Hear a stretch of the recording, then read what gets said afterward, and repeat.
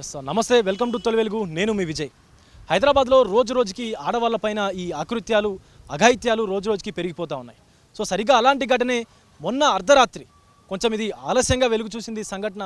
మొన్న అర్ధరాత్రి ప్రస్తుతం మనం ఇబ్రహీంపట్నం మండలం మంగల్పల్లి పంచాయతీలో కూడా ఉన్నాం. ఇక్కడ ఉన్నటువంటి సాయిబాబా టెంపుల్కు దగ్గరలో, అతి దగ్గరలో మనం చూసుకున్నట్లయితే సాగర్ రోడ్ ఏదైతే ఉందో, నాగార్జున సాగర్ రోడ్కు అతి సమీపంలో కూడా ఈ ఘటన అయితే జరిగింది.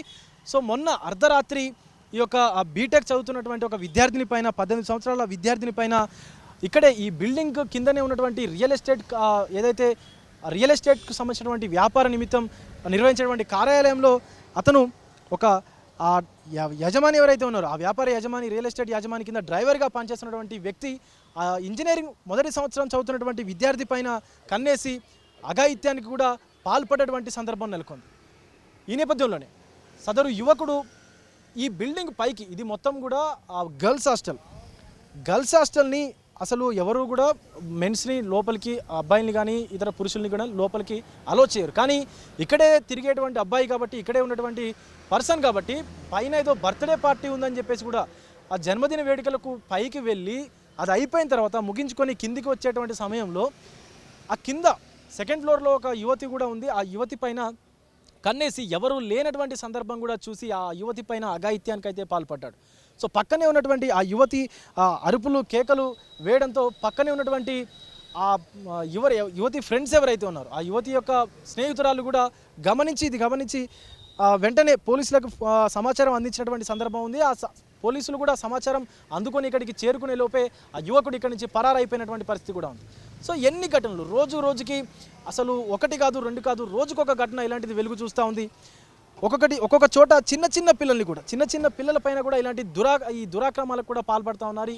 ఈరోజు పొద్దున కూడా ఒక ఘటన వెలుగు చూసింది, ఆలస్యంగా వెలుగు చూసింది. ఈ ఘటన కూడా తుర్కయాంజల్లో ఒక బాబాయి వరుస అయ్యేటువంటి వ్యక్తి, చిన్న పాప, ఒక మైనర్ బాలిక, 13 సంవత్సరాలు ఉండేటువంటి కూతురు వయసు ఉన్నటువంటి బాలిక పైన కూడా ఇలాంటి అఘాయిత్యానికి ఓయో హోటల్కి తీసుకెళ్ళి, ఓయో రూమ్కి తీసుకెళ్ళి, నీకు నేను షాపింగ్ చేయిస్తాను, బట్టలు కొనిస్తాను, చెప్పులు కొనిస్తాను అని చెప్పేసి ఓయో హోటల్కి తీసుకెళ్ళి ఇలాంటి అఘాయిత్యానికి పాల్పడుతున్నాడు.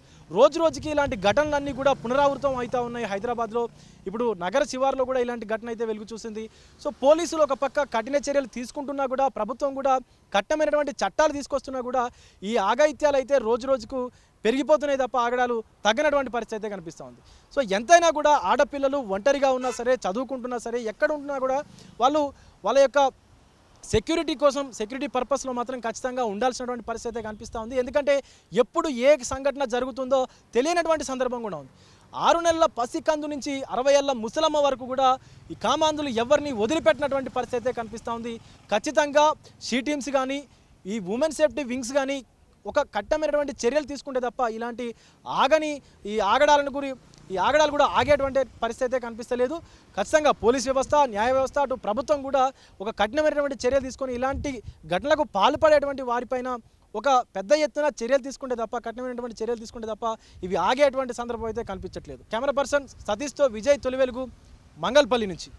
ప్రపంచంలో ఏ క్షణం ఏం జరుగుతుందో వేగంగా తెలుసుకోవడానికి తొలి వెలుగు వాట్సాప్ ఛానల్ని ఫాలో చేయండి.